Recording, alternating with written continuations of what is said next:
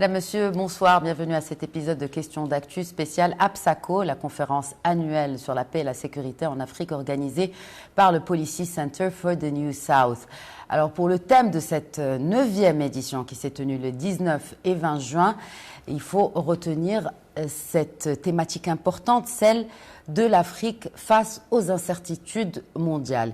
Et toujours dans le sillage de cette conférence, à la veille de cette conférence spécifiquement, le rapport annuel sur la géopolitique de l'Afrique, publié par le Policy Center for the New South, s'est intéressé aux fragmentations et à la reconfiguration de notre continent vers une nouvelle grammaire géopolitique africaine. Donc, c'est cette nouvelle édition du rapport annuel sur la géopolitique de l'Afrique du PCNS sous la direction du Senior Fellow au Policy Center for the New South, professeur Abdelhak Bassou, qui est avec nous ce soir et qui répond à nos questions. Bonsoir, professeur Bassou, merci de répondre à nos questions.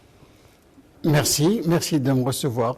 Bien sûr, l'actualité, c'est la guerre au Moyen-Orient, c'est la guerre entre l'Iran et Israël, l'Afrique, par rapport à ce qui se passe au Moyen-Orient. Par rapport à ce qui se passe au Moyen-Orient, moi j'ai un souci, je ne crois pas que ce soit le seul, mais en ce qui me concerne. Vous savez que la question palestinienne ne touche pas seulement les Arabes, il touche aussi les musulmans. Beaucoup de communautés africaines, notamment au Sahel, notamment en Afrique de l'Ouest, et musulmane. Et également, il est infiltré par des groupes radicaux. Et j'ai peur que cette guerre, ou ce qui est en train d'arriver en Palestine, à Gaza, j'ai peur qu'il n'arrive d'arguments de recrutement pour les terroristes, même en Afrique. Ça pourrait peut-être donner un argument de plus aux groupes terroristes en Afrique pour recruter encore plus. Ça, je vous parle au moment où vous avez posé la question, c'est ce qui me vient à la tête pour cette première question. Maintenant, l'Afrique est un pays qui importe beaucoup de ses besoins. Quand on parle aujourd'hui de l'éventuelle fermeture du détroit d'Ormuz, donc par les Iraniens, quand on parle peut-être d'un retour des gesticulations Houthi dans le détroit de Bab el-Mandeb, les importations en Afrique vont en souffrir. Très bien. Ce rapport annuel sur la géopolitique de l'Afrique donc couvre 4 grandes sections.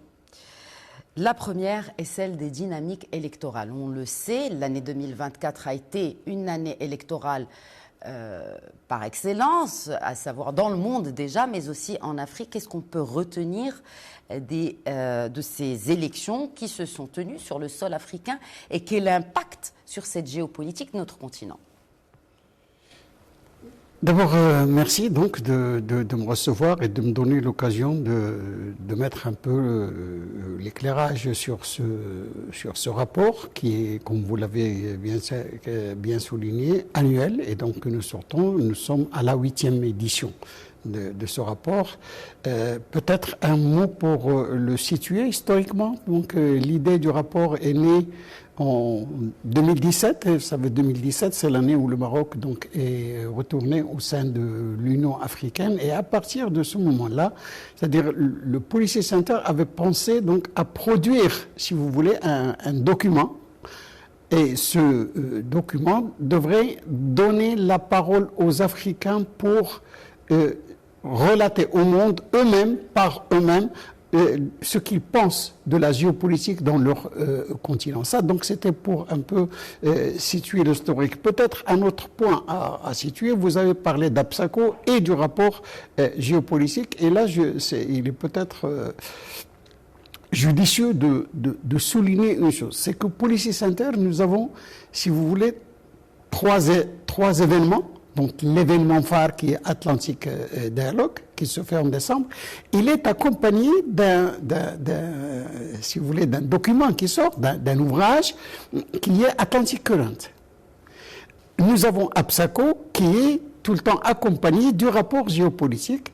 Et nous avons le rapport annuel sur l'économie de l'Afrique qui sort à l'occasion de l'African Economic Symposium. Donc ça aussi, c'est quelque chose peut-être à souligner. Maintenant, pour revenir à la question des élections. Lorsqu'on avait si vous voulez, les rapports étrangers à l'Afrique sur les élections en Afrique, on avait des rapports, je dirais, toujours rabaissants pour le continent.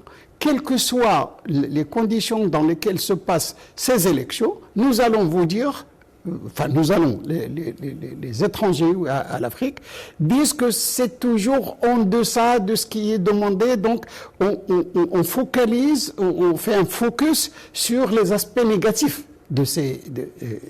Or, le fameux narratif sur la démocratie sur des élections qui sont un peu altérées par ceci, la violence, les choses. Donc, il y a toujours un focus qui est mis sur ces aspects négatifs des élections. Or, le rapport géopolitique de l'Afrique fait par les Africains, nous avons toujours eu, si vous voulez, une sorte de slogan. Pas d'optimisme béat, pas de pessimisme sombre, noir. Entre les deux, quelles sont les réalités? Et s'il y a quelque chose peut-être à laquelle tient le rapport et à laquelle tiennent les acteurs, si vous voulez, ceux qui écrivent sur ce rapport, c'est de relater les vérités. Tout le monde avait prédit beaucoup de choses pour les élections au Sénégal, qu'il va y avoir. Et finalement, nous avons vu un président partir, un autre président arriver. Donc, et ce sont ces choses-là que l'étranger ne veut pas reconnaître à l'Afrique. Les élections de 2024 ont montré qu'il y a, si vous voulez, une grande avancée sur les élections africaines. Nous n'avons plus de présidents qui veulent rester en place, nous n'avons plus... Il y a peut-être encore des aspects négatifs sur des présidents, sur ce qu'on appelle les coups d'État constitutionnels, il y a encore des coups d'État, mais il y a des aspects positifs. Et nous ne pouvons pas aller de l'avant si nous ne reconnaissons pas ces aspects positifs. Et donc c'est ce que relate la section élections en Afrique. Ils étaient nombreux, mais l'aspect le plus important, c'est qu'ils étaient dans leur majorité, si vous voulez, proches des normes mondiales des élections qui se passent dans le monde entier. Alors, ce qui se passe dans le monde entier aussi, et l'Afrique aussi en subit les conséquences, c'est cette reconfiguration, cette fragmentation de l'échiquier mondial avec cette lutte des puissances qui se répercute aussi sur notre continent, ce qui donne les conflits et les guerres qui subsistent malheureusement sur le sol africain. Justement, face à cette... Est-ce que c'est une nouvelle, je vous pose la question d'ailleurs du rapport, est-ce que c'est une nouvelle grammaire géopolitique africaine? Qu'est-ce qu'une nouvelle grammaire géopolitique africaine face à cette incertitude mondiale? Nouvelle grammaire, ce sont les nouveaux paradigmes à partir desquels il faudrait voir le continent africain. Il y avait, dans les relations internationales, il y a les relations, c'est-à-dire que ce soit des alliances, que ce soit des hostilités, que ce soit des conflits, ça c'est le langage, mais ce langage a une grammaire, c'est-à-dire les normes qui le font, les paradigmes qui président, si vous voulez, aux analyses.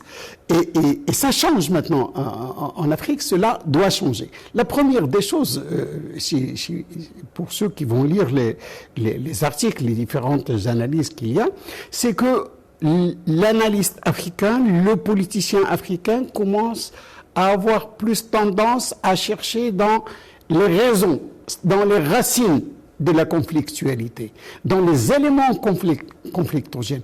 Nous ne sommes plus dans le traitement des symptômes. Et donc, on commence de plus en plus en Afrique à s'intéresser à pourquoi certaines régions, Sahel par exemple, le bassin du lac Tchad, le Cabo Delgado au Mozambique, en Somalie, pourquoi est-ce que ce terrorisme, on arrive par exemple à savoir que le terrorisme s'est toujours infiltré dans des zones où il y avait déjà des conflits de moindre densité, si l'on veut. Donc, quand il y a déstabilisation, le terrorisme s'infiltre. Et donc, nous comprenons aujourd'hui en Afrique que si on veut qu'il n'y ait pas de terrorisme, il faudrait qu'on s'intéresse à ce qu'il n'y ait pas de déstabilisation, facteur déstabilisation. Ces facteurs de déstabilisation peuvent relever de la gouvernance et peuvent relever de certaines réminiscences de conflits ethniques. Donc, et de certaines aussi ingérences étrangères ambiguës. Oui, c'est-à-dire si vous voulez, il y a une lutte dans le monde aujourd'hui, dans le changement des paradigmes mondiaux, des alliances mondiales. On parle d'unipolarité, de multipolarité, de bipolarité, de retour de la guerre froide. On parle de beaucoup de choses. Ça se reflète sur l'Afrique. C'est-à-dire, on continue, même du temps de la guerre froide, l'Afrique n'était pas une. Il y avait ceux qui étaient d'obédience soviétique, ceux qui étaient d'obédience de l'Ouest, ceux qui se disaient, ce qu'on appelait avant les non-alignés. Bon, l'Afrique est dans le monde. Il ne peut pas sortir du monde. Et donc tout cela se reflète, d'où d'ailleurs ce titre que vous avez évoqué, de fragmentation et de reconfiguration. Est-ce que, par exemple, les cadres d'intégration qu'on avait tracés avant pour l'Afrique, DAO, CEAC, SADC, est-ce que tout ça va vraiment dans le sens d'une véritable intégration? Parce que pour s'intégrer, les pays, pour pouvoir s'intégrer, ils doivent avoir des perceptions communes de leur intérêt et des menaces qui pèsent sur eux. Or, comment prendre 15 ou 16 pays, les mettre quelque part, leur dire, vous êtes une communauté économique ou régionale, voilà, vous êtes ensemble, sans qu'il y ait cette communauté de perception. Et je crois que c'est en train de se refaire, d'où l'idée de reconfiguration. D'où l'idée aussi de cette Afrique atlantique. Comment s'impose-t-elle aujourd'hui comme une suite logique, naturelle de la reconfiguration mondiale, professeur Basson? Si on parle de l'Atlantique, les 23 pays, peut-être plus les 4 du Sahel, donc 23 ou 27, est-ce que dans ce cadre de 27, on va trouver, si vous voulez, un cadre d'intégration? Je ne crois pas. C'est un cadre de coopération, c'est un cadre stratégique, parce qu'il y a plusieurs pays, il est difficile de trouver cette communauté de perception. C'est un cadre stratégique où on va tracer les grandes lignes, on va être d'accord sur les grandes lignes. Maintenant, il y a, si vous voulez, un cadre c'est un cadre intermédiaire, qui est les 13 pays du gazoduc. Ce n'est pas seulement le gazoduc comme projet, mais ça peut créer aussi des liens de coopération plus approfondis qu'il ne peut y avoir entre les 23. Et on vient au véritable projet peut-être d'intégration, qui est cette question de désenclavement du Sahel. Le désenclavement n'est pas seulement le fait de dire « je trace une route, vous allez passer vers le port ». Non, ce n'est pas seulement ça. Aujourd'hui, par exemple, le Maroc, quand il parle à ces 3 pays de l'AES où il y a eu les coups d'État, alors que tout le monde essaie de les sanctionner, le Maroc leur parle. Il les désenclave politiquement. C'est un désenclavement, c'est une sorte de désenclavement. Alors que la CEDEAO a imposé des sanctions qui finalement, la première victime reste les populations de ces pays. Et cette philosophie du Maroc, donc, ici, et c'est là où il faudrait comprendre ce désenclavement. Ce désenclavement également du Sahel dessine, si l'on veut, un espace sahélo-atlantique. Si vous prenez le Maroc, la Mauritanie, le Sénégal, plus la profondeur dans les pays du Sahel, vous avez un ensemble cohérent. Cet ensemble, par ethnie, par tout ce que possèdent comme richesse les pays du Sahel, auxquels il manque peut-être un savoir-faire pour exploiter ce qu'ils ont et pour pouvoir le mettre à la disposition du monde, d'une manière qui sauvegarde les intérêts de ces pays. Le projet marocain de désenclavement est un projet de développement. Qui va financer ce projet? Comment sera financé ce projet selon vous, professeur Basson? D'ailleurs, je renvoie à une phrase du discours de Sa Majesté, que Dieu l'assiste. Il a dit que ce projet, c'est une initiative internationale. Il n'a pas dit marocaine, il n'a pas dit c'est ma proposition, il a dit c'est une initiative internationale. Donc, parce que Prenons les Européens, prenons les Chinois, prenons qui que ce soit, toutes les puissances. Ne disons pas que c'est pour l'Occident, que c'est pour les Chinois, pour les Russes ou pour le BRICS ou pour tous les gens qui veulent avoir des relations avec ce Sahel doivent se mettre dans cette idée de désenclavement. Le Dakhla Atlantique, le Tanger Med, demain le port de Dakar, le port de Mwadibou, tous ces ports dans cette région-là vont faire que cette région n'est plus isolée du monde et va faciliter la communication de cette région avec le monde et du monde avec cette région. Merci beaucoup. Merci, si Abdelhak Bassou, merci d'avoir répondu à nos questions. Voilà, c'est la fin de la première partie de Questions d'actu spéciale Absako. Nous revenons dans quelques instants avec un autre invité auquel nous allons poser des questions cruciales. À tout de suite.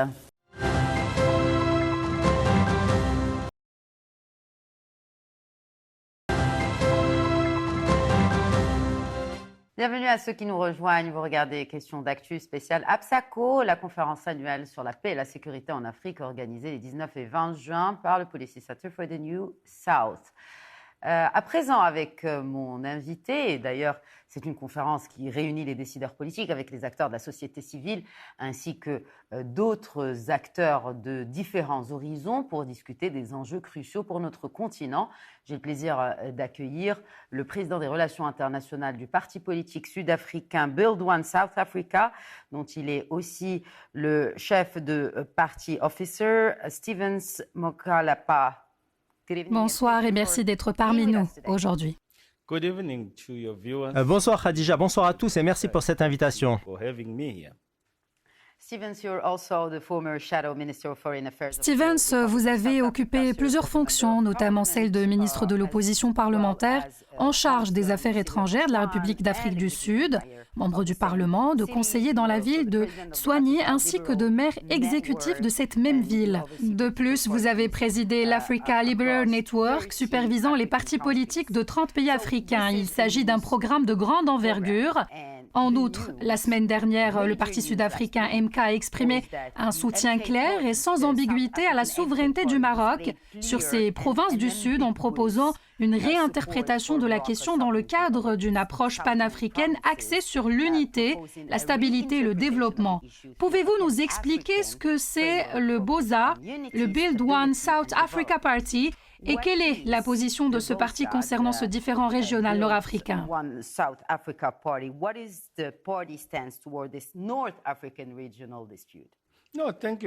Merci beaucoup Khadija. En fait, si vous examinez mon parcours personnel, notamment mes 10 années passées au Parlement et mon rôle au sein de la Commission des relations internationales, vous verrez que j'ai toujours prôné une résolution amiable du conflit du Sahara.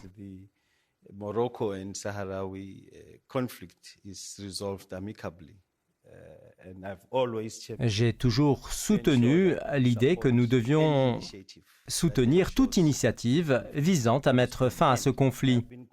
J'ai d'ailleurs appelé mon pays à jouer un rôle actif, car c'est lui qui a toujours été à l'avant-garde de cette question et qui doit continuer à l'être.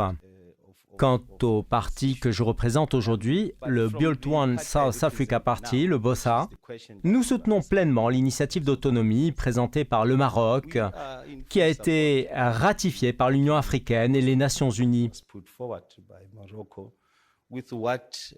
Nous considérons cette initiative comme étant la seule solution crédible et viable pour résoudre ce différend de manière durable. Ainsi, nous apportons notre soutien total à l'idée d'une autonomie pour la région. Quelles sont les raisons sous-jacentes à cette position? Comme je l'ai mentionné lors de mon intervention hier, il s'agissait de ma 5e visite au Maroc, ce qui témoigne du fait que je ne suis pas un néophyte dans ce domaine. J'ai une compréhension approfondie de la dynamique en cours. Mon voyage au Maroc, notamment à Dakhla, avait pour but de constater par moi-même la réalité sur le terrain et d'observer les progrès effectués. Ce que je vois concrètement en termes de développement des infrastructures et d'avancées économiques dans le Sahara marocain éclaire ma réflexion. De plus, je constate un dynamisme politique marqué dans cette région, ce qui nourrit mon analyse.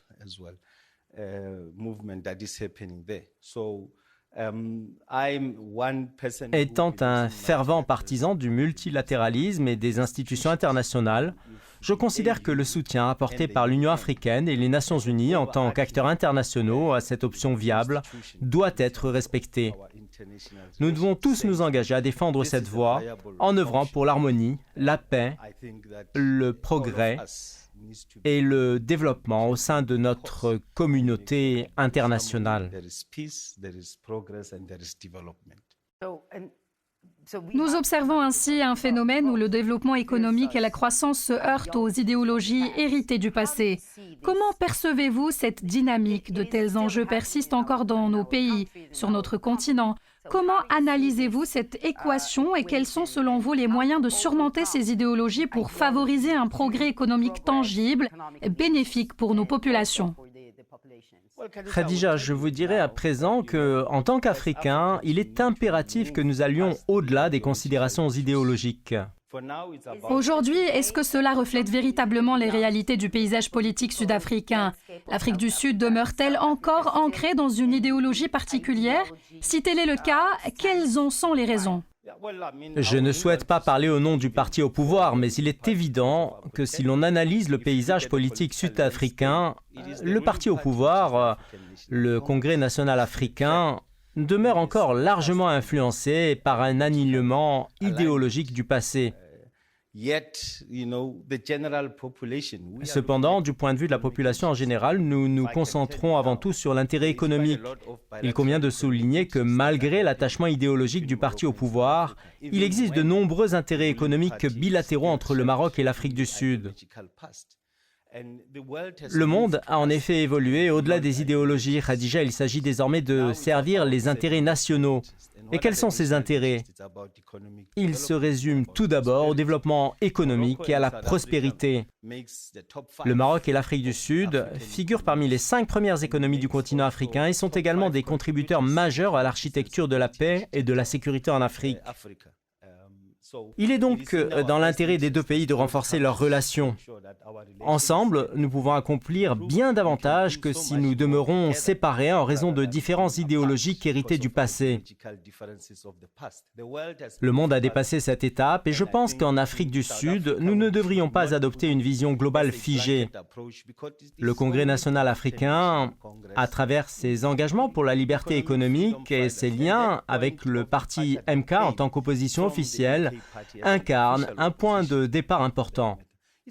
De plus, je tiens à souligner la perspective progressiste d'une politique panafricaine, telle que l'illustration du retour du Maroc au sein de l'Union africaine en 2017.